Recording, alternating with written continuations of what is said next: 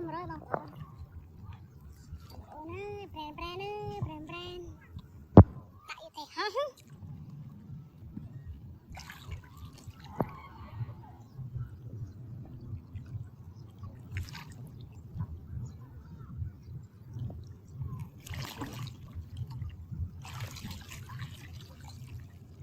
ជម្រាបសួរបងប្អូនទាំងអស់គ្នាថ្ងៃនេះមកមើល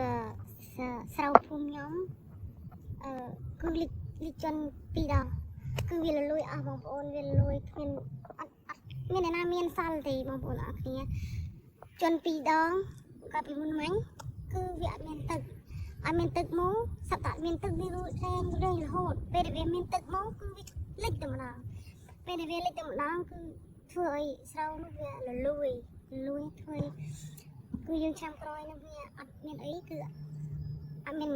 ស្រូវដាំបាយទេមានកទេបើវាលលួយអស់ហើយបងប្អូនអរគ្នាមើលទឹកនេះរីងក្រិនណាបងប្អូនរីងហើយបើសិនថានៅដូចសប្តាហ៍គូច្រើន